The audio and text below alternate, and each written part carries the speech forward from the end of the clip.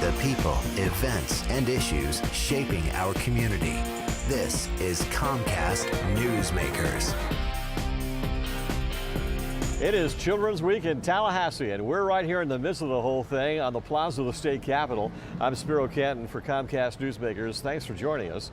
Our guest this hour, Representative Rader from West Palm Beach area. He's with District 78, and thanks very much for joining us.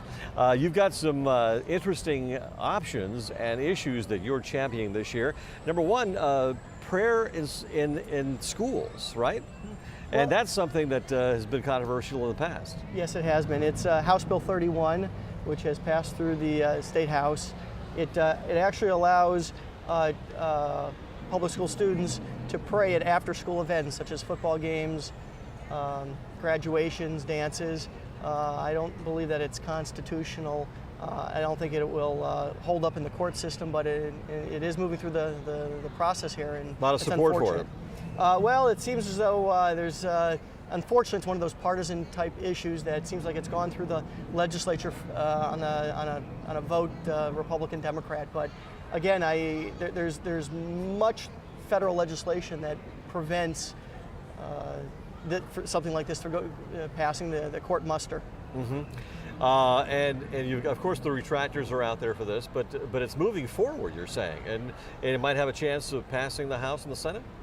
It certainly does. Hopefully we'll be able to put a stop to it. You never know. We still have a few weeks left to go in the legislative session, but certainly it's gone through several committees and councils on the House side of it, and I believe it's going to be coming up fairly soon on the House floor. But you know, we're going to try to block it. I mean, it's unconstitutional. It's not right for students to pray before games. There's a coercion factor to it. Okay. You know, there's certainly a separation of church and state, and something that means a lot to me. Okay.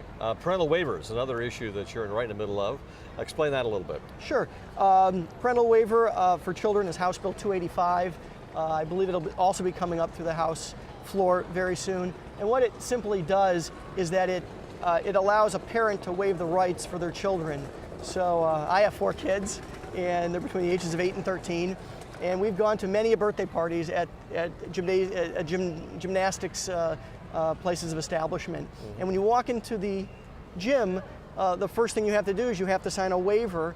And it's okay to sign a waiver to a certain degree, but not for negligence purposes. Right. If the equipment isn't maintained properly, isn't put together properly, and they don't have the right staffing for it, those are things that, as a parent, I expect the establishment to make sure that it's running a very safe environment for children.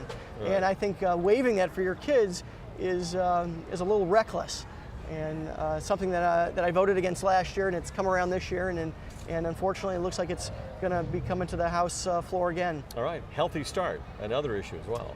Yeah, unfortunately, you know, we're in tough economic times. Everyone understands that, and certainly probably a lot of the listeners do as well. And the House has made some cuts that are just a little unconscionable. For example, one is Healthy Start, to actually cut all funding to it and put it within the county health department. Healthy Start was created, I believe, in 1991. It was meant for pregnant mothers to have a healthy start for their kids. I think last year 170,000 women used Healthy Start programs, and over 150,000 children up to 3 years old used Healthy Start programs. For example, immunization. I think in 1991, immunization rates were in the 65-67% of all kids got immunized. Now it's in the mid-80s. I think it's 85%. That's all gone now, so it's not available now.